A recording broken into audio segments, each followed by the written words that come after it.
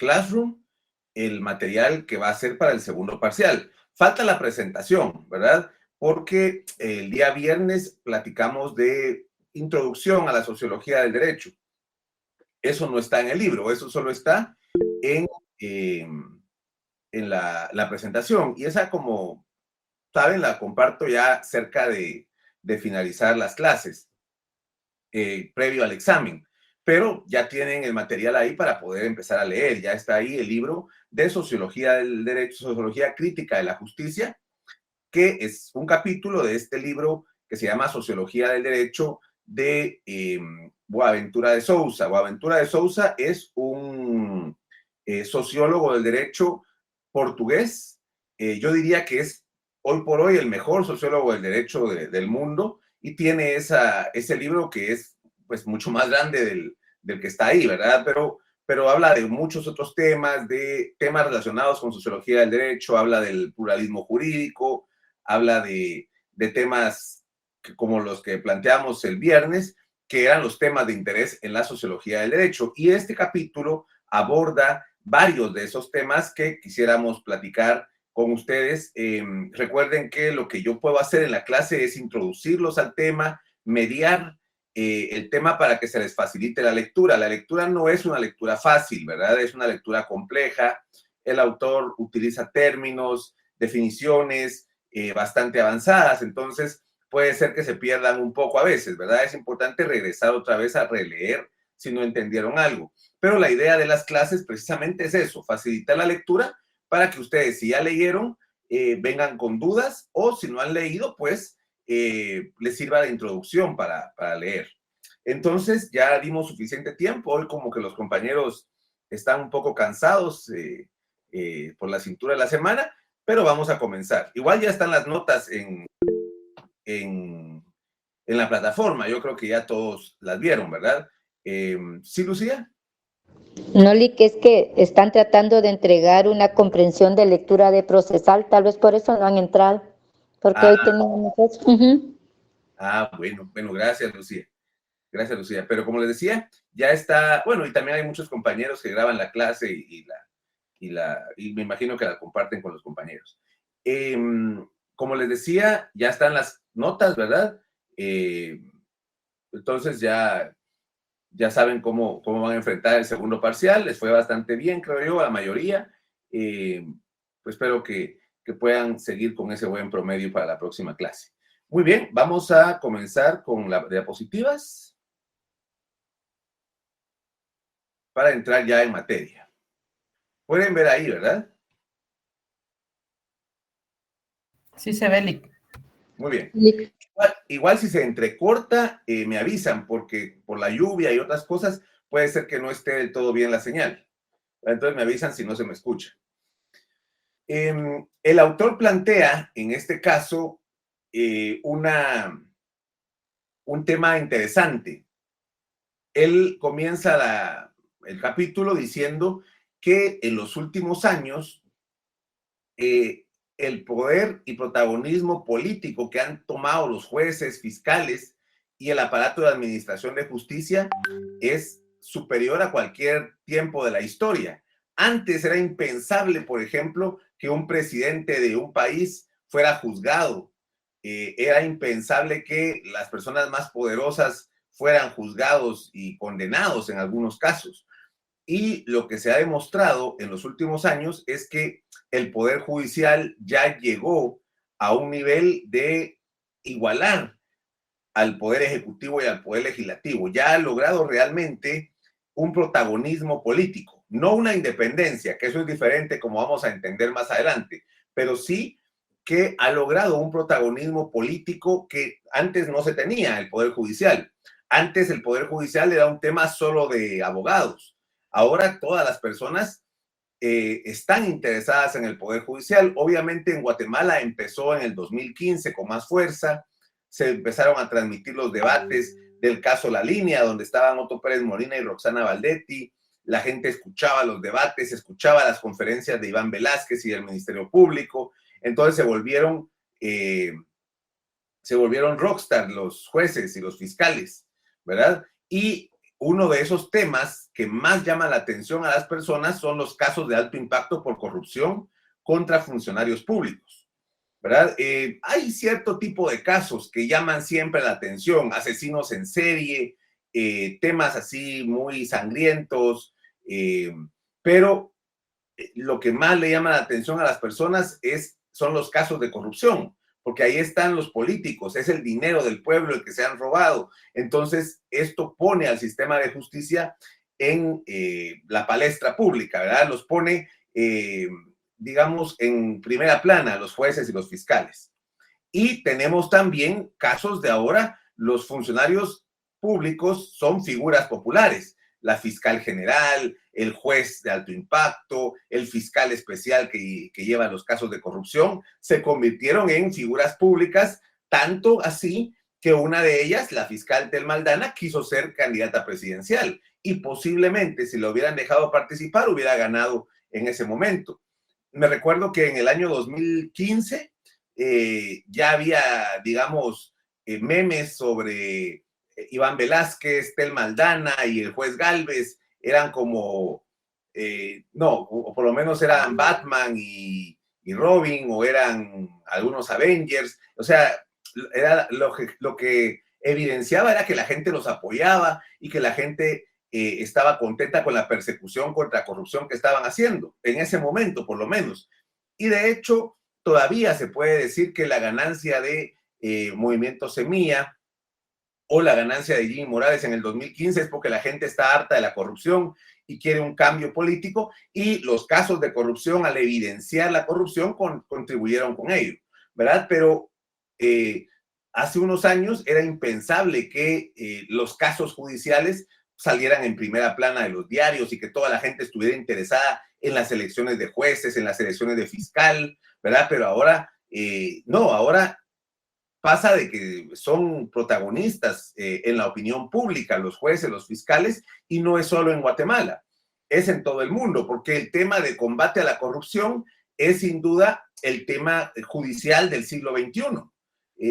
Es muy interesante cómo toda la opinión pública mundial está vinculada con el tema de control de corrupción, combate a la corrupción, jueces poderosos, fiscales poderosos, casos que han perseguido a presidentes en casi toda América Latina, incluso en Estados Unidos. Donald Trump enfrenta el poder del sistema de justicia, ¿verdad? A pesar de que fue el hombre más poderoso del mundo, al ser el presidente del país más poderoso del mundo, ahora tiene casos penales también. A lo que vamos es que el Poder Judicial ha adquirido un enorme protagonismo que antes solo tenían los presidentes y los congresos. También, además del protagonismo público, los jueces tienen más poder en las decisiones políticas. Las Cortes de Constitucionalidad, y donde no hay Cortes de Constitucionalidad, la Corte Suprema de Justicia logra frenar mediante el control de constitucionalidad, el control de legalidad, el poder político, ¿verdad? Por medio de las leyes constitucionales. Por ejemplo, al inicio del gobierno, ¿verdad? En 2019 y 2020, la Corte de Constitucionalidad frenaba políticas de Yamatei, ¿verdad? Y el presidente se sentía,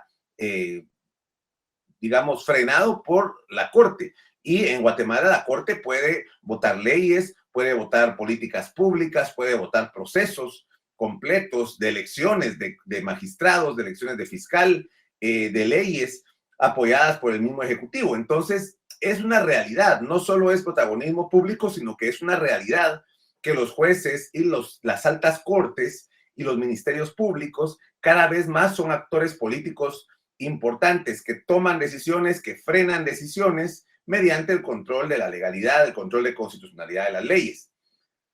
Cuando esto pasa, dice Boaventura de Sousa, cuando esto pasa, salen tres preguntas. Y esas son las tres preguntas que vamos a abordar en la clase de hoy. Preguntas acerca de la legitimidad de los jueces, acerca de la capacidad del Poder Judicial y acerca de la independencia de los jueces. Y no solo de los jueces, sino de los fiscales y de las cortes, ¿verdad? Cuando él habla de jueces, recordemos que en algunos países todo está integrado dentro del Poder Judicial. Por ejemplo, en Costa Rica, el Ministerio Público depende del Poder Judicial y ahí no hay una Corte de Constitucionalidad, sino que es el mismo Poder Judicial el que tiene una sala de lo constitucional, ¿verdad? Pero en el caso de Guatemala, pues son instituciones independientes. Así que cuando hablemos de la capacidad, la legitimidad y la independencia, también tomemos en cuenta los fiscales, ¿verdad? Y las cortes de constitucionalidad. No solo pensemos en el organismo judicial. La primera pregunta se refiere a la legitimidad del Poder Judicial. ¿Por qué surge esta pregunta? Bueno, porque el Poder Judicial, como les estaba explicando, en algunas ocasiones puede frenar leyes ordinarias, puede frenar leyes aprobadas por el Congreso o acuerdos emitidos por el presidente. Entonces, sale la pregunta, ¿cuál es la legitimidad del Poder Judicial para hacer esto? Si no fueron electos popularmente, porque el Congreso de la República tiene una legitimidad del voto.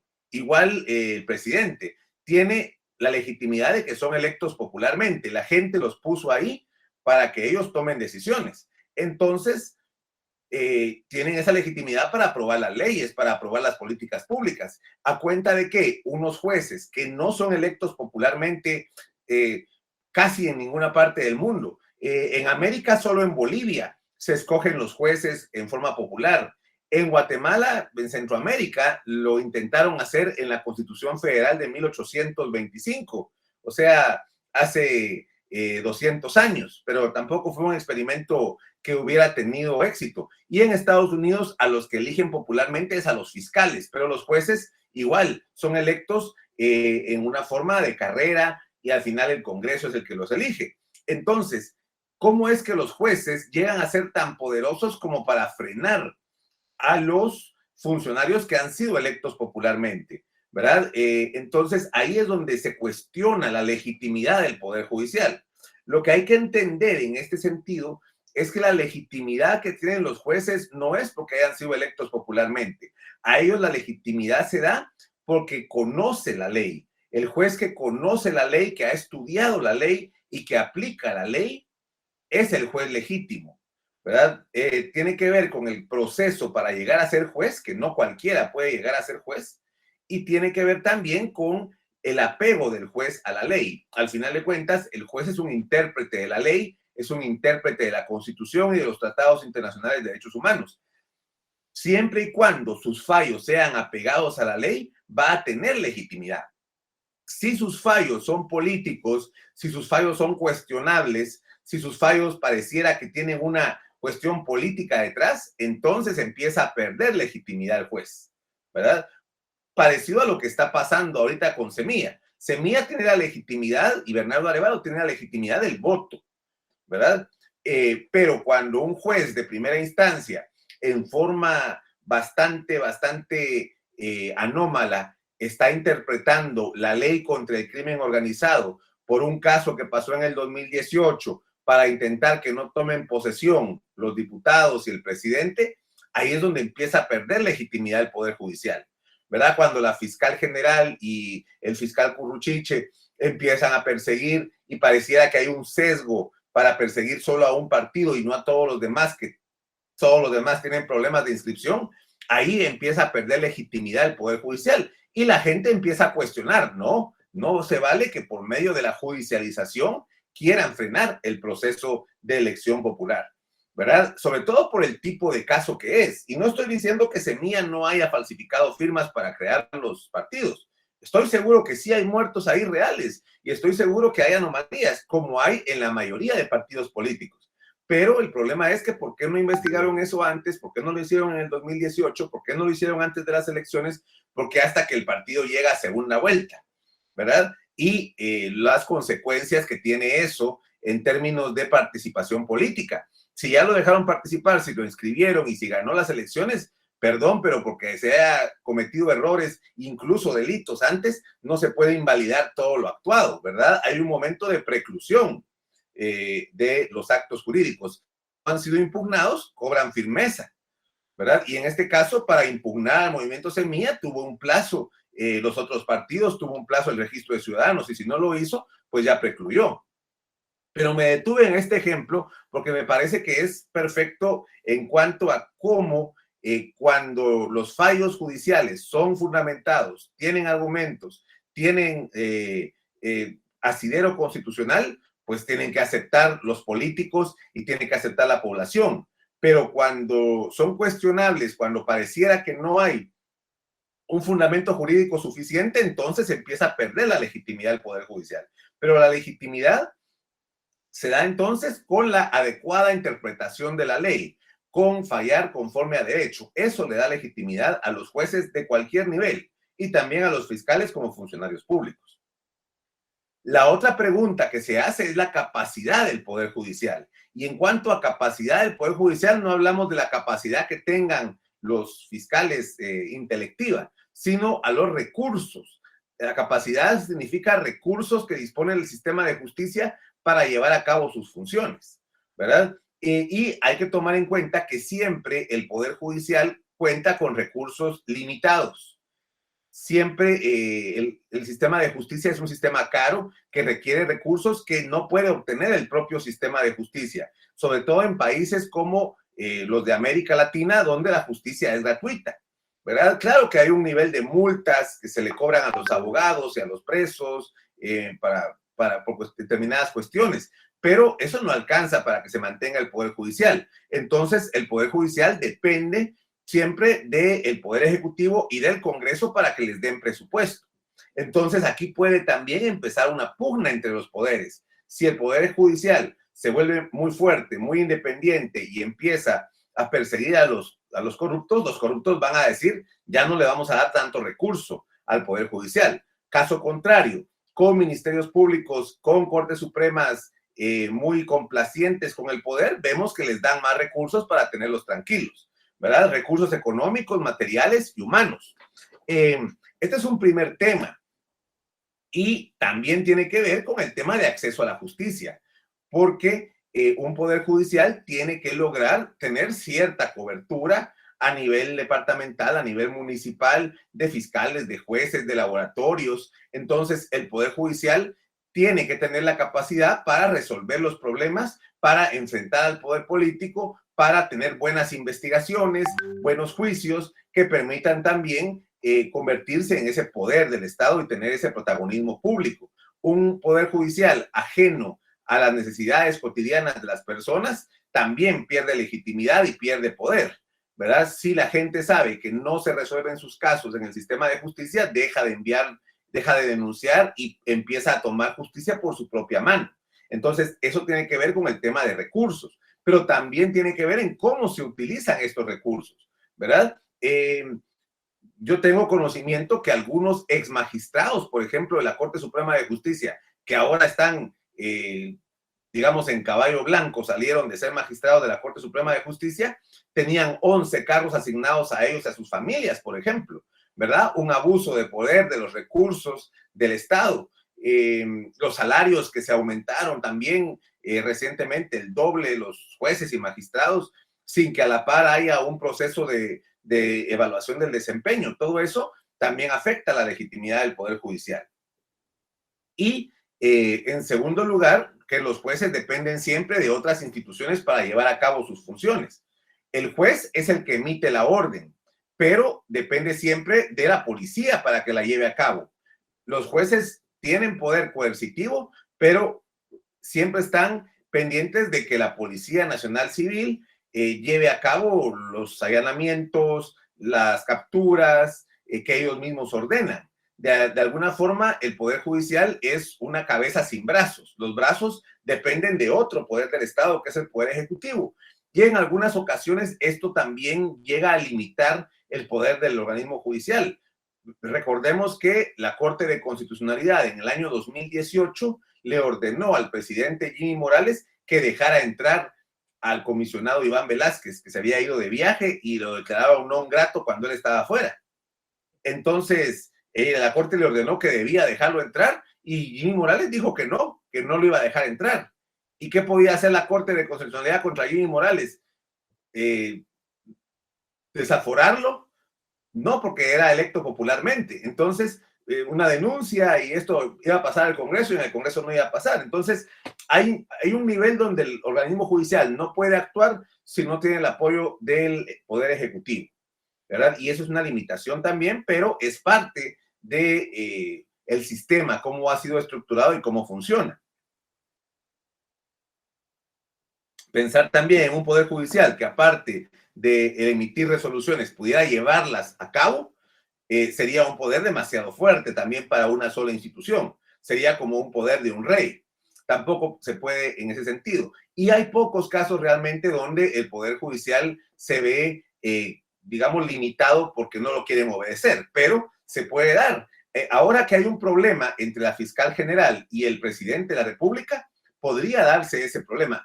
Me refiero al presidente electo, ¿verdad? Que el próximo año, ya siendo el presidente electo y su ministro de Gobernación el encargado de aplicar la ley, venga la fiscal y necesite el apoyo de la policía y el presidente no se lo quiera dar porque ya lo intentó quitar, ¿verdad? Puede darse ese escenario y ese escenario sería lamentable porque sería un impasse de poder, ¿verdad? Entonces recuerden que la policía está subordinada al Ministerio Público en tareas de investigación y al organismo judicial en cuestiones como capturas, allanamientos, diligencias urgentes. Entonces, sí tiene que haber una armonía entre los poderes.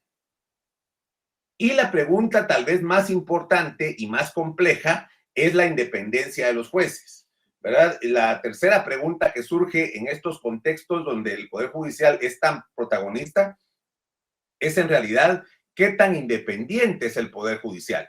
¿Y qué significa la independencia judicial? En primer lugar, ¿verdad? Dice el autor que hay dos dimensiones de la independencia judicial. A lo interno que al resolver un asunto, los jueces solo lo hagan en base a lo que establece la ley, la Constitución, los tratados internacionales. Entendamos la ley como un conjunto de normas, ¿verdad? Entonces, si el juez resuelve los asuntos solo en base a lo que establece la ley, es un juez independiente a lo interno. Y la independencia del Poder Judicial como tal, a lo externo, es que el Poder Judicial no dependa de otro poder del Estado o de sectores de poder que puedan influir sobre las decisiones de los jueces. A lo interno, entonces, es el juez con su conciencia, sin influencia de las partes. Si tuviera amistad con las partes, tiene que inhibirse del asunto. Si tiene interés en el asunto, tiene que inhibirse. A lo interno también del mismo Poder Judicial, cada juez es independiente. Una magistrada de sala o un magistrado de la Corte Suprema no puede decirle al juez cómo va a fallar. Él es independiente, es un poder. Cada juez, así sea un juez de paz, un juez de primera instancia, un tribunal de sentencia, no importa. El juez es independiente porque no hay una jerarquía. Claro que ganan más los magistrados de la Corte Suprema de Justicia y revisan en algún momento los fallos de los jueces, pero no hay subordinación entre unos y otros, ¿verdad? Entonces, esa es la independencia a lo interno. Y a lo externo es que ni los jueces, ni los magistrados, ni el Poder Judicial dependa del Poder Ejecutivo o del Poder Legislativo o de sectores de poder que influyan sobre las decisiones. Otra vez, no solo hablamos de los jueces, hablamos también de los fiscales, ¿verdad? Si salen fotos de que el juez sale en fiestas con la Fundación contra el Terrorismo, con grupos cercanos a la extrema derecha, obviamente ese juez tiene cuestionamientos sobre su independencia. Si hay fotografías de los jueces en polígonos, como hay un juez,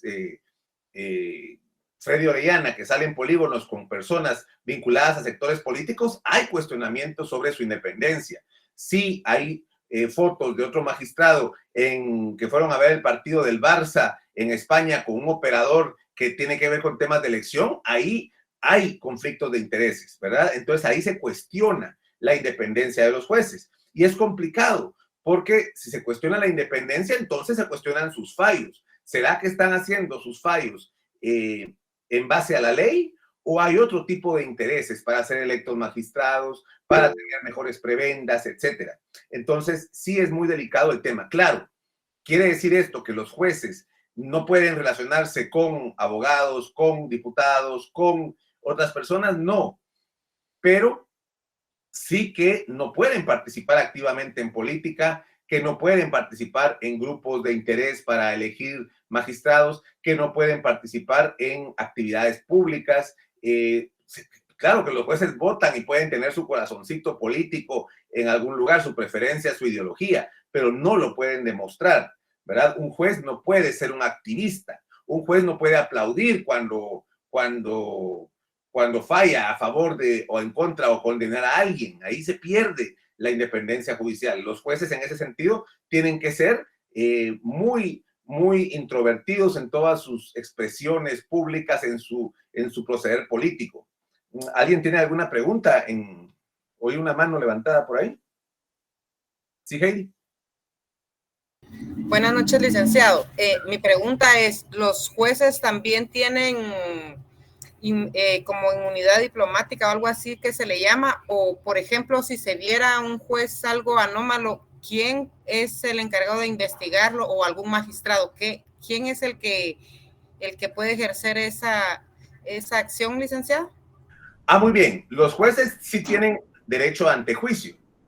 Es decir, recuerden que los jueces también, como fallan, y cada fallo de los jueces va a afectar a alguna de las partes. Algunas de las partes no va a estar conforme con el fallo del juez. Entonces, para proteger que las partes no vengan después a denunciar al juez que falló en contra de ellos, se protegió a los jueces con el derecho de antejuicio. No cualquier investigación puede prosperar contra un juez, salvo aquellas que estén muy fundamentadas, ¿verdad? No es inmunidad como tal. La inmunidad diplomática la tienen los embajadores y gente de otros países en Guatemala que no pueden ser juzgados en Guatemala, sino solamente en sus países. Esa sí es inmunidad, pero lo tienen los embajadores y algunos agentes diplomáticos. En cambio, los jueces lo que tienen es derecho de antejuicio, igual que los diputados, igual que el presidente, igual que la fiscal general, ¿verdad? A que no los van a juzgar directamente con una denuncia, sino antes se va a hacer una revisión de esa denuncia que te están presentando para ver si no es espuria, si no es política, si no tiene algún motivo para que se le persiga.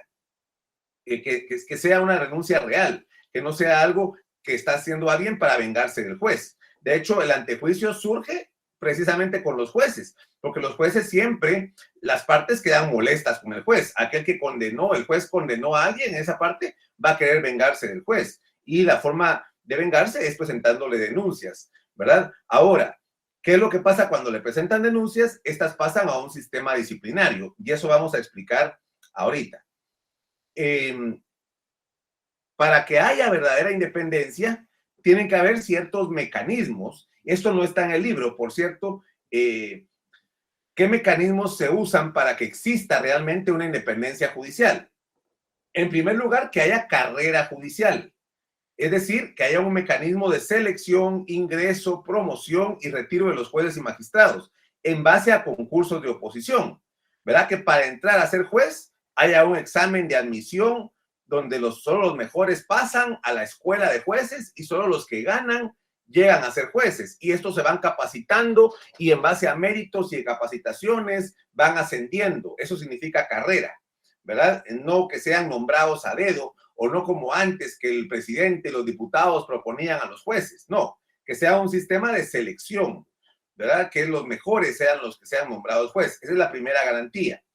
La segunda garantía, que la selección de los jueces y magistrados dependa solamente del Poder Judicial, que no se metan otros poderes a elegirlos, porque si no, no van a depender del Poder Judicial, sino de los diputados o del presidente. Que exista estabilidad en el cargo. Es decir, que el juez sepa que aunque falle en contra del presidente de la República, de los diputados, del sector empresarial, que falle en contra de las grandes empresas para defender a los trabajadores, no lo van a afectar, o que condene a un banquero que se robó mucho dinero, no lo van a afectar en su trabajo, que va a estar en su trabajo todo el tiempo que sea necesario, que no lo van a cambiar por sus fallos. Eso es importante para garantizar que él puede ser independiente. Si él sabe que sus fallos no van a provocar su despido, entonces va a fallar conforme a la ley. Que tenga una buena remuneración, ¿verdad? Los jueces, los magistrados son funcionarios judiciales que estudiaron mucho tiempo la carrera de Derecho y se especializaron y sacaron cursos, y algunos, como los de alto impacto, también arriesgan su vida cuando juzgan a mareros, a narcotraficantes, ¿verdad? Entonces sí necesitan una buena remuneración. Y esto en todas partes del mundo son pagados bien los jueces, ¿verdad? Tienen que ser bien pagados, además para evitar que caigan en corrupción. Si un juez está bien pagado, si con su salario puede satisfacer todas sus necesidades básicas, no va a estar aceptando dinero de las partes, salvo que no tenga valores, ¿verdad? Salvo que sea alguien corrupto que le va a recibir dinero. Pero los jueces tienen que por eso tener una buena cantidad, y los mismos fiscales una buena cantidad de ingresos que les permita vivir dignamente para que no estén dependiendo de que ver dónde consiguen el extra, ¿verdad? Claro, como si hay jueces o fiscales que tienen 3, 4 familias y que son adictos a algo, olvídense, no hay dinero que alcance, ¿verdad? Pero esos son casos muy particulares de gente que no tiene valores para ser jueces, mejor fueran abogados o algo, pero no jueces. Garantizar su seguridad, esto sobre todo en lugares como Guatemala, donde estamos en medio del narcotráfico, pandillas, sí tiene que haber un sistema de seguridad para garantizar a los jueces que no van a ser objeto de atentados. Afortunadamente en Guatemala lleva muchos años en que no pasa eso, ¿verdad? Que no afectan la seguridad de un juez, aunque sí han muerto jueces, sí han muerto fiscales por bandas de crimen organizado, o un juez que murió hace como 20 años lo hizo porque la gente se enojó y lo linchó, ¿verdad? Esto pasó en un departamento, no recuerdo cuál fue, si fue Quicheo o Tenango ahorita, pero sí pasó con un juez de paz. Entonces tiene que haber un sistema de seguridad. Y aquí vamos a lo que preguntaba Heidi, ¿verdad? ¿Qué pasa cuando un juez comete un delito, comete una falta? Tiene que haber un sistema de supervisión y un sistema disciplinario adecuado sobre los jueces, ¿verdad? Tiene que haber un mecanismo para que los jueces, si han comportado mal, si han hecho malas resoluciones, si han fallado por cuestiones de dinero, haya un sistema de supervisión que permita incluso llegar a las cuentas de los jueces. A ver, ¿cuánto tiene su cuenta? ¿Cuánto es su salario? ¿Cuánto devengó? ¿Y por qué tiene tantas casas? ¿Y por qué tiene tantos carros? ¿Verdad? A ese nivel hay que llegar para que tengamos funcionarios probos, para que tengamos funcionarios no corruptos. Ahora, esos son los mecanismos para garantizar la independencia judicial. Si un juez es de carrera, si fue seleccionado por el Poder Judicial, si tiene estabilidad, si se le paga bien, si se garantiza su seguridad y si existe un buen sistema de controles sobre los mismos jueces, debería tenerse jueces independientes. ¿Qué pasa en Guatemala? Bueno, tenemos varios problemas en Guatemala para decir que tuviéramos jueces independientes. En primer lugar, la carrera judicial solo llega hasta juez de primera instancia. ¿Qué significa esto? Que usted puede entrar a ser juez, llega a ser juez de paz y luego, a veces cuando hay convocatoria y logra ascender a juez de primera instancia, pues es más o menos en base a méritos, más o menos en base a estudios, está así, llega a juez de instancia. El problema es, siempre hay también problemas en Guatemala de que no siempre los mejores calificados llegan, a veces los excluyen y se salta una promoción y empiezan a nombrar otros, los ponen a dedo, ahí hay problemas. Pero el mayor problema es, si ese juez de primera instancia quiere llegar a ser magistrado de apelaciones, ya no puede seguir, porque la ley en Guatemala, la Constitución, este es un problema constitucional. La Constitución dice que para ser magistrado de sala, los elige el Congreso. Entonces, el juez que quiere llegar a ser magistrado de sala, tiene que ir a cabildear al Congreso, tiene que tener amistades en el Congreso, y ahí ya se pierde la independencia. Ahí ya se vuelve una decisión política y no una decisión de capacidades. Y ese es un problema constitucional. El modelo constitucional de Guatemala tiene ese gran defecto. Y para ser Corte Suprema también pasa por el Congreso. Pero Corte Suprema, digamos que en todos los países casi del mundo pasa por el Congreso en algún momento. Pero de apelaciones, que son un grado intermedio del Poder Judicial, que son resoluciones técnicas, que conocen también algunas resoluciones políticas de alta cuantía, que pase por el Congreso, eso es la peor cuestión de la independencia judicial en Guatemala. La otra cuestión es que la selección de los magistrados la realizan las famosas comisiones de postulación y el Congreso. Y las comisiones de postulación no son entes que sean técnicos especializados que busquen a los mejores jueces. ¿Se recuerdan la foto que les puse de donde habían edecanes? Esa es una elección donde se eligen a los que van a ir a elegir jueces y magistrados de sala, donde los abogados llegan por amiguismo y se busca meter a las que más les conviene meter. También están los decanos, que más o menos son los que salvan la tarea, pero los abogados que llegan ahí no es que lleguen a buscar a los mejores jueces, ellos llegan a buscar apoyar a alguien de su grupo. Entonces, eso también es un gran problema de la Constitución Política de Guatemala. Somos el único país que tiene ese sistema tan pésimo donde los abogados eligen a los magistrados, ¿verdad? Imagínense que el abogado está en contra del juez que falló en contra de él en un juicio, no lo va a elegir para ser magistrado, ¿verdad? No es por capacidades que se eligen a las personas ahí, es por amiguismo. Claro que hay una ley de comisiones de postulación que dice que es por mérito y que dice que es se analizan los expedientes, pero en realidad no, porque al final se vota por el que ellos quieren. Al final, aunque saque 100 puntos, si los comisionados no quieren votar por él, no lo eligen. Vean, el otro año empieza otra vez el proceso y van a ver lo que les estoy diciendo. Hay personas que sacan buenos punteos y no entran en la lista final, ¿verdad? Entonces, actores externos al sistema de justicia son los que seleccionan a los magistrados, ¿sí? ¿Quién quiere participar? Bueno, ahí nos dice Iván, así como se religió a Consuelo Porras, donde ella no calificó. Sí, en el caso de Consuelo Porras, la Corte de Constitucionalidad ordenó meter a la que tenía mayor punteo, pero ella tenía mayor punteo formalmente, pero estaban los cuestionamientos contra ella, que tenía denuncias internacionales, la lista Engels, lo habían puesto como actor corrupta y además se había demostrado que su tesis fue plagiada, ¿verdad? Entonces ahí sí habían cuestionamientos muy fuertes contra ella, ¿verdad? Ahí fue más sofisticado todavía el tema. ¿Quién más había levantado la mano? Edward, por favor. Y ese mismo problema que menciona con los magistrados, creo que es el que se da con el fiscal, porque a la final, si bien ellos pasan un proceso de oposición, es el presidente quien termina eligiendo, ¿verdad? Y como usted dice, si en el pasado tuvo alguna riña, no va a seleccionar al más idóneo, ¿verdad? Sino que Sí. al de su conveniencia. Sí. Que yo creo que hasta antes de Otto Pérez no le ponían tanta importancia, ¿verdad? Al ver lo que pasó con Telma, ahora se fijan mejor en quién van a poner, ¿verdad? Para no dispararse en el pie. Claro, es parte de lo que venimos platicando, ¿verdad? De que ya los jueces y los fiscales son protagonistas y ya empiezan a enfrentar al poder público, entonces ya se busca cómo manipular también la elección de la fiscal, la elección de magistrados. Sí, no es un concurso de oposición lo que se da, porque en el concurso de oposición, ¿cuál es la diferencia? Que en el concurso de oposición se nombran las notas desde el que más sacó, ese es el primero que nombran. El segundo es el segundo que nombran, ¿verdad? Ese es un concurso de oposición. En las comisiones de postulación y en lo de fiscal general no hay concurso de oposición.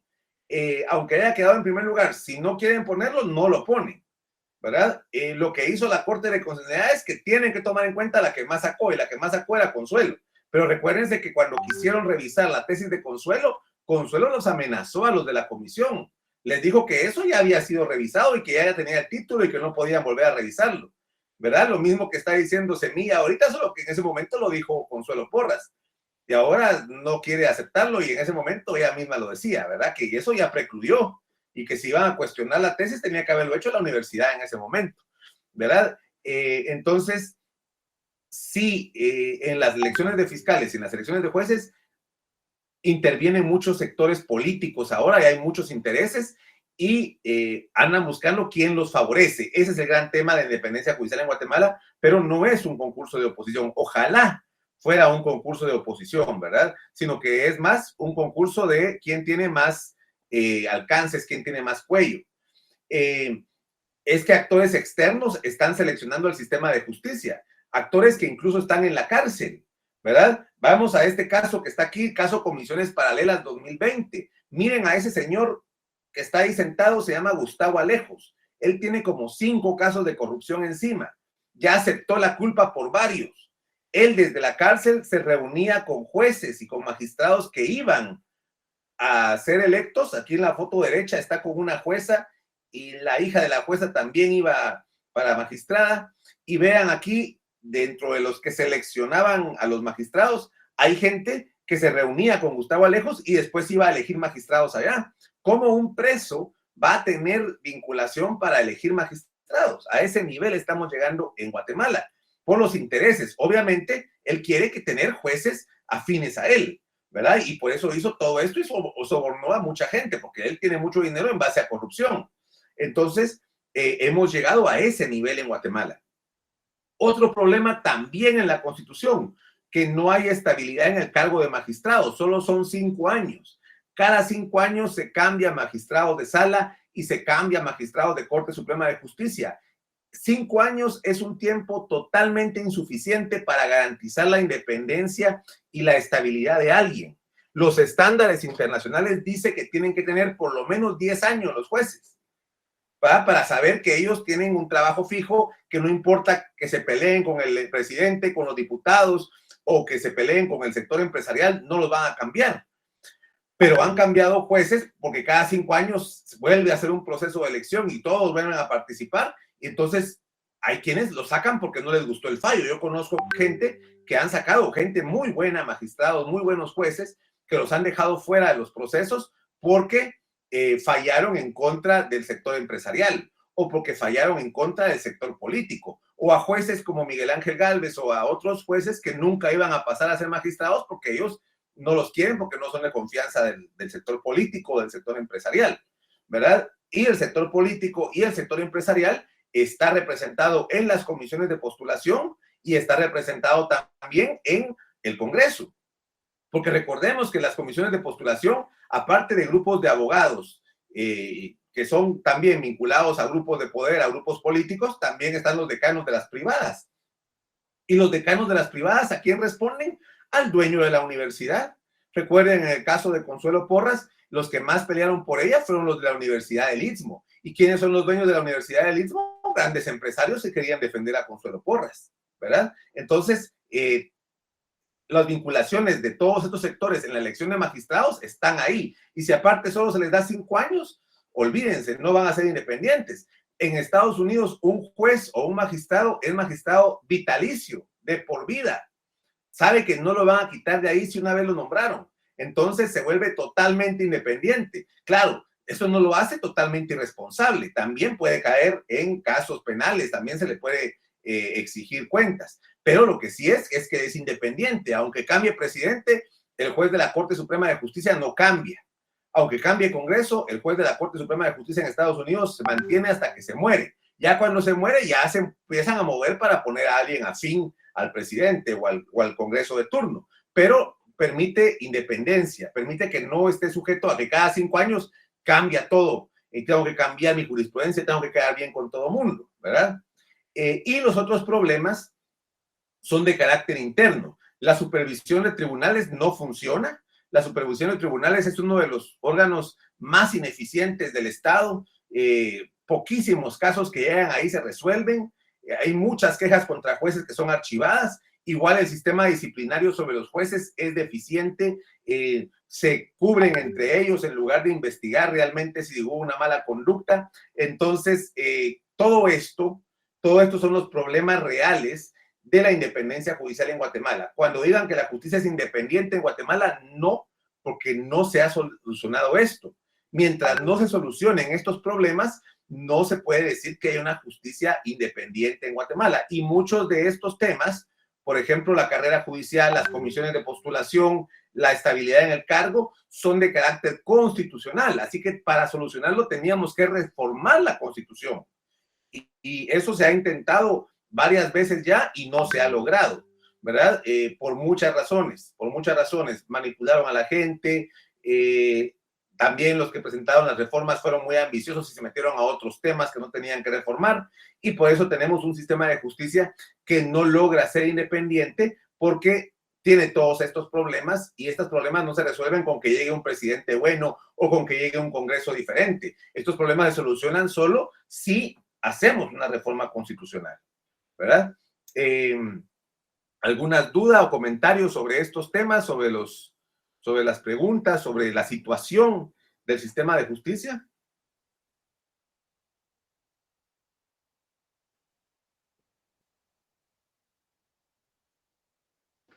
Pues solo como comentario, licenciado, sí está difícil eso, ¿verdad? Porque si no se reforma la Constitución, entonces prácticamente todo podría seguir igual, ¿verdad? No hay presidente nuevo que pueda hacer mayores cambios, pienso yo. Sí, en el sistema de justicia, un presidente nuevo no va a hacer mayores cambios. No, porque en primer lugar es otro sistema independiente y al final depende de otros actores. Por ejemplo, la elección de fiscal general toca en el año 2026. Si es que Bernardo Arévalo llega al 2026, le tocaría elegir nuevo o nueva fiscal general, pero tendría que estar pendiente de lo que le manda la comisión de postulación. Y la comisión de postulación está integrada por los decanos de las facultades de Derecho, por el presidente del Colegio de Abogados, por el presidente del Tribunal de Honor del Colegio de Abogados y por la presidenta o presidente de la Corte Suprema de Justicia, ¿verdad? Entonces, depende de lo que ellos le manden y qué intereses tienen ellos, que lo que vimos en la elección de Consuelo Porras, ¿verdad? Sector empresarial, sectores de extrema derecha, presionando para que la reeligieran. Sectores mafiosos, personas que estaban investigadas por ellos y que les habían advertido que si no votaban por ella los iban a meter presos por otros casos. A ese nivel se llegó en esta elección, en la reelección de Consuelo. El problema, Diego, es que no se puede reformar eso sin reformar la Constitución, porque la elección de fiscal está en el 251 de la Constitución y la elección de magistrados de sala de apelaciones está en el 214 de la Constitución, ¿verdad? Ahí está el sistema de elección de magistrados y elección de jueces. Perdón, no es el 250, es el... Bien. Permítame, yo no me sé la Constitución de memoria, ¿verdad? El Ministerio Público está en el 251, como les decía, y la elección de magistrados está en el 214 de la Corte Suprema de Justicia y en el 217 elección de magistrados de sala. Ahí está regulado. La ley de comisiones de postulación solo desarrolla eso que está ahí. Pero vean el caso de las universidades privadas. Vean que ahora se crean universidades solo para que haya decano de Derecho y decano de Económicas para que estén en las comisiones de postulación para elegir. Universidades que hace unos años ni alumnos tenían, ¿verdad? Ni alumnos tenían y ahora sí ya tienen algunos alumnos, están graduando rapidísimo abogados ahí, pero iniciaron como sistema de tener ahí en la comisión de postulación un espacio. Entonces hasta la academia se ha pervertido. O vean las elecciones de decanos de nuestra facultad de Derecho. Hace unos años un embajador de Chile me decía: estoy asustado de ver que un candidato a decano tiene helicóptero para viajar por todo el país para ganar la decanatura. ¿Quién le está pagando ese helicóptero? ¿Quién le está pagando la campaña? Y era el partido de gobierno el que le había pagado la campaña a ese candidato a decano, que incluso ya falleció, que fue decano de nuestra facultad, pero que tenía tanto influencia de parte del sector político que hasta helicóptero le daban para su campaña, a un decano, ¿verdad? Es decir, en lugar de que se pudiera a las universidades permitir que la academia eligiera a los magistrados, lo que hizo fue arruinar la academia, porque ahora la corrupción entra en las universidades, se crean universidades solo para que estos elijan magistrados o fiscal general o contador general de cuentas y influyen en las elecciones de nuestros decanos y de otras universidades y de otras facultades también, ¿verdad? Y también la del rector, porque el rector también integra las comisiones de postulación, ¿verdad? Y otra vez caemos aquí en el caso del rector que está llegando al poder, en el caso de nuestro rector actual, apoyado por el sector político y por sectores externos. Imagínenselo a la hora de elegir magistrados, ¿verdad? Entonces es bien compleja la situación.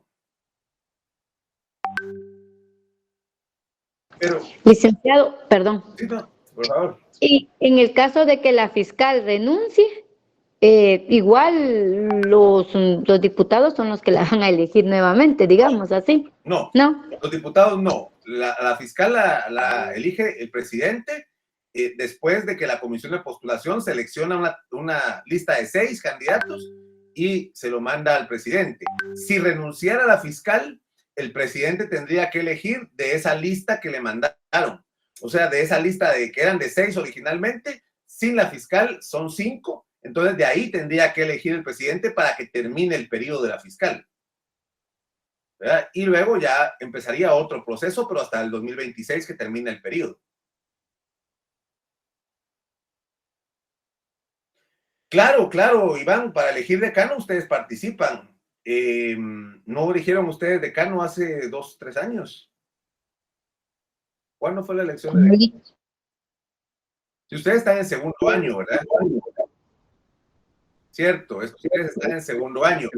Sí, Iván, para elegir decano lo eligen 3 cuerpos, los cuerpos de profesores titulares, los estudiantes y los profesionales, ¿verdad? Porque la universidad, el gobierno de la universidad está integrado por esos 3 cuerpos, egresados de la universidad, estudiantes y profesores titulares. Entonces ellos votan para las elecciones de decano y eso se elige cada 4 años. Y el que gana el decano, el que tiene la mayoría absoluta de todos esos votos. Ah, claro, claro, es que eran de primer año y no votan hasta el segundo año, ¿verdad? Bueno, las elecciones de decano serán dentro de 2 años. Ahí sí van a poder ustedes votar. Sí, Diego había pedido la palabra. Gracias, Lick. No, era solo eso, hacer la observación de que éramos de primer año y que por eso no podíamos votar todavía. Sí, es cierto, se me olvidó. Bueno, sí, no podía porque era de primer año, Elixandra. ¿Alguna otra pregunta, algún otro comentario sobre la clase de hoy? Carol, por favor. Buenas noches. No, licenciado, no me dejaron votar. Sí, ya era profesional en ese entonces. Pero no me dejaron votar, me dijeron porque mi colegiado se había emitido en octubre de ese año y que solo de agosto para atrás se estaban aceptando. Entonces, por eso me dijeron que no podía votar. Ah, ¿y usted qué profesión tiene aparte de esta que está estudiando, Alexandra? Es una licenciatura en Pedagogía y Administración Educativa. Ah, pero entonces usted votó para rector, ¿no? ¿Para decano? Tenía que, pero no me dejaron. Sí, pues. Carol, por favor. Sí, licenciado, buenas noches. Respecto al tema pues, que estaba dando, es muy interesante e importante saber todo eso, ¿verdad? Porque definitivamente en nuestras manos también está que llegue alguna persona que sí sea capaz y una persona pues con, como le podría decir yo, con interés y con buena ética, para pues tener un mejor país al final de todo, ¿verdad? Lamentablemente varios de nosotros como estudiantes nunca nos ponemos a indagar un poco acerca de todo lo que llega a ser un decano, el rector, e incluso las asociaciones que también se encuentran en la facultad, ¿verdad? Porque de eso me estoy yo dando cuenta en estos momentos pues, que usted habla de eso. Tenía una noción respecto a todo, pero no tanto, entonces pues nos sirvió bastante lo que usted nos dijo, y pues insto a los compañeros a que sigamos investigando y todo para que sepamos pues en qué actividades, en qué decisiones nosotros podemos votar, podemos elegir, porque si lo tomamos en cuenta, la universidad pues puede incluso proponer leyes o algo así, tengo entendido, según artículos. Entonces prácticamente tenemos que elegir a unas buenas autoridades y nosotros también ser estudiantes y profesionales en su momento conscientes que en verdad pues quieran hacer un cambio por el país, que al final pues es el bienestar para todos, ¿verdad, licenciado? Solamente. No, totalmente de acuerdo con usted. No sirve de mucho votar por un buen presidente o por un buen Congreso si las Cortes van a estar mal, porque mucho de lo que estamos viendo precisamente es que las Cortes es un poder igual o mayor que el de los otros dos. Entonces, los estudiantes de Derecho, sí tiene toda la razón usted, tienen una responsabilidad y un poder el próximo decano o decana que elijan va a integrar comisión de postulación para elegir a la próxima o el próximo fiscal general, ¿verdad? En el 2026, el decano que ustedes elijan en el 2025 va a estar en esa comisión de postulación, ¿verdad? Entonces, tienen que pensar en alguien que, de verdad, como dice Michelle, busque un buen perfil para también lo de fiscal general. No pueden separarse de eso, no es solo lo académico. Lamentablemente, como está mezclado en la Constitución lo político con lo académico, pues tenemos que asumir también un rol político en la universidad, ¿verdad? No es solo academia, también es política, y por eso, pues, también como lo decía Michelle, es importante la vida universitaria, la vida de las asociaciones, los representantes estudiantiles en junta directiva, los que tienen que pelear por los derechos de ustedes. Hay 2 representantes de estudiantes en junta directiva, pero como está cerrada la universidad, no puede haber elecciones. Por eso, lo que planteábamos en el chat la vez pasada, si no hay apertura de la universidad, no van a haber elecciones. Entonces, por eso, otro paro no soluciona la problemática del rector, ¿verdad? La idea es estar en la universidad, estar activando, estar eligiendo autoridades, eso sí puede solucionar la problemática, estar protestando, estar ahí fiscalizando desde la universidad. ¿Sí, Michelle? Sí, licenciado. Por ejemplo, en el caso de la Asociación de Estudiantes de Derecho, ¿verdad?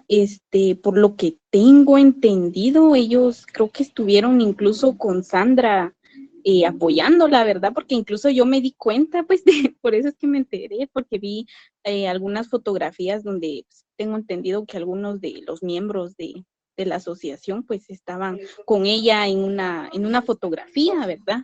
Entonces, prácticamente sí es muy interesante todo eso, ¿verdad? Y ver hasta, quizás se podría decir, ¿verdad?, dónde llega la corrupción y todo el peso que tiene también la asociación de estudiantes, ¿verdad? Sí, digamos que en las asociaciones de estudiantes siempre han sido un sector que los partidos políticos van a intentar influir, ¿verdad? Eso no es nuevo, siempre ha pasado. Incluso durante la guerra, las guerrillas también estaban influyendo en las asociaciones estudiantiles. Pero tiene que ver con lo que decíamos de los jueces, ¿verdad? Sí, la guerrilla ponía a quién le tocaba, si era del ORPA, si era de la EGP o si era de las FARC, que eran las 3 fuerzas guerrilleras, se turnaban quién era el presidente de la EU y quién era el que tocaba la ED y quién le tocaba tal facultad grande, que tuvieran presencia todos.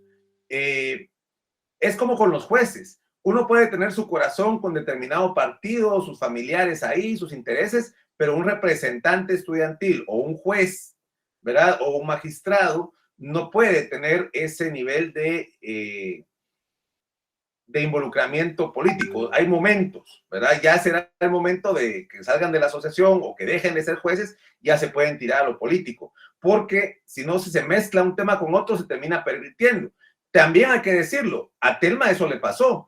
A Telma Aldana quería ser presidenta, entonces ya cuando se dieron cuenta todo el mundo que quería ser presidenta, perdió legitimidad a sus casos. Entonces quiere afectar a este candidato porque usted quiere ser presidenta. Entonces quiere ser, digamos, quiere salir en la prensa todos los días con casos nuevos porque usted tiene un interés político, ¿verdad? Entonces, sería conveniente también reformar las leyes para que pudiera pasar un tiempo mientras que los funcionarios de justicia no pueden ser candidatos. Eso también requeriría una reforma constitucional, ¿verdad? Por eso desaparecían los estudiantes representantes, dice Alexandra. Sí, es una de las razones por las cuales desaparecían. Y otra era porque era un Estado represor y un Estado autoritario que no quería gente crítica, gente que cuestionara. También a muchos profesores los desaparecieron. El presidente electo no reconoce a Mazariegos como rector. ¿Él puede influir en que sí renuncie? No, no puede, porque la universidad es autónoma.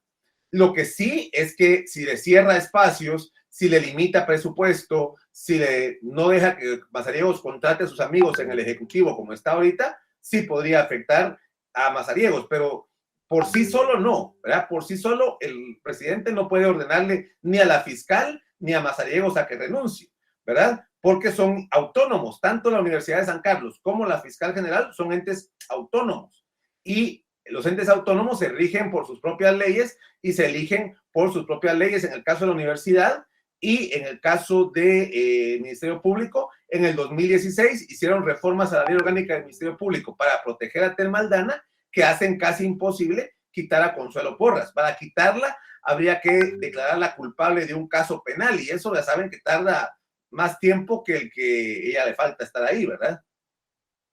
Sí, claro, lo que dice Shirley es poner en tela de juicio la parcialidad de las autoridades al tener una afinidad con distintos cuerpos políticos o autoridades. Sí, es poner en tela de juicio la independencia, la objetividad, la imparcialidad que tenga, ¿verdad? Muy bien. No hay más preguntas o comentarios, como que sí les interesó bastante el tema de hoy. Me alegro mucho. Es parte de la que la sociología del derecho se mete en el tema de demostrar cómo funciona la justicia. Eso es parte inherente de la sociología del derecho y es inevitable cuando tenemos un derecho tan malo como el de Guatemala, ¿no? Como la situación del sistema de justicia de Guatemala. No podemos ocultarla y esta es la clase donde vamos a hablar de los problemas que hay en el sistema de justicia. Sí, Flori, por favor. Licenciado, una consulta. ¿Esa reforma a la Constitución, de parte de quién tendría que venir para que se pudiera llevar a cabo del Congreso?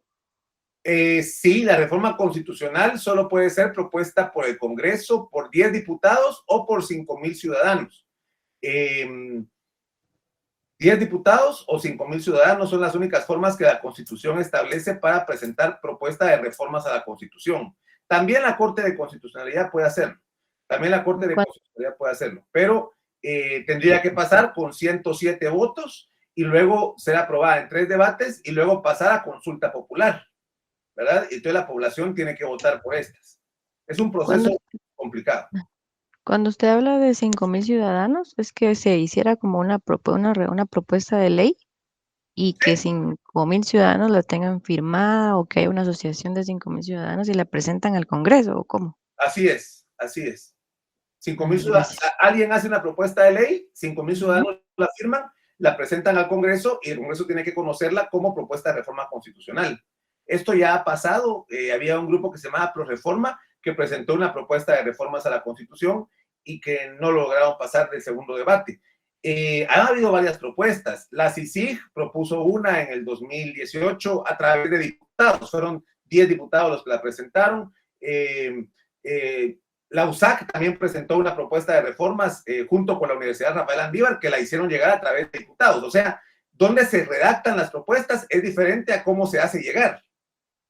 La de ProReforma que yo le digo la hicieron los de la Universidad Francisco Marroquín, juntaron 5,000 ciudadanos y la presentaron. Las otras dos, una la hizo la USAC, la Landívar, y así es, y otra la hizo la CICIG con la PDH, con un debate. La metieron a través de los diputados, pero no lograron avanzar. Y la única reforma que sí llegó hasta consulta popular fue en el año 1999, donde era un montón de reformas a la Constitución, producto de los acuerdos de paz. En los acuerdos de paz hay muchas reformas constitucionales, incluso hay un acuerdo que se llama sobre reformas constitucionales que se pusieron de acuerdo el gobierno y la guerrilla y a través de los diputados presentaron la reforma constitucional, se aprobó en el Congreso, pero la gente no la aprobó en 1999. Hubo mucha campaña en contra de parte de iglesias, de parte de empresarios, había mucha desinformación también, ¿verdad? Y no se aprobó, y hasta ahora no se ha aprobado. La única reforma que se aprobó fue la de 1993, que también fue producto del serranazo que intentó dar el presidente Serrano Elías en aquel tiempo y que salió huyendo, y que entonces reformaron varios artículos de la Constitución. Esa sí la aprobó la gente. ¿Sí, Diego? Gracias, Lick. Comentaba de que se debería de abordar, por ejemplo, si sucediese en algún momento que sí se apruebe una reforma constitucional, debería aprovecharse y reformar toda la Constitución o únicamente ciertos, ¿qué serían artículos a los que va dirigida la propuesta? No, yo creo que sí hay que reformarla toda. Es que no es solo eso lo que está mal en la Constitución, hay muchas otras cosas que la Constitución está deficiente, pero todo depende del poder político soberano que tenga el pueblo. Si el pueblo quiere reformar la Constitución, lo puede hacer. Lo formal que es la propuesta de reforma constitucional es limitada, pero reformas constitucionales sin revoluciones es muy difícil. Han habido, pero es muy difícil. Tiene limitaciones. En Chile, por ejemplo, lo intentaron hacer los jóvenes a partir de la ganada de Boric, pero al final la perdieron la reforma constitucional. Entonces, para mí sí hay que reformarla toda, hacer una nueva constitución, pero lo más urgente, si no se puede hacer todo, por lo menos el sistema de justicia. Eso es lo que hace aguas por todos lados y lo miramos todos los días. Por lo menos es lo que se reformara. Gracias, Lick. Muy bien, pues un gusto compartir con ustedes y en la medida de lo posible resolver dudas y comentarios que tengan. Recuerden de leer el libro que está ahí en el Classroom y nos vemos entonces el día viernes a la misma hora. Gracias, Lick, por su clase, muy interesante. Buenas noches, licenciado. Gracias, licenciado. Feliz noche. Gracias, Lick. Gracias, licenciado. Feliz Feliz Gracias, licenciado. Feliz noche, Feliz licenciado. noche. Adiós. Buenas noches. Feliz noche, licenciado. Buenas noches. noche. Buenas noches.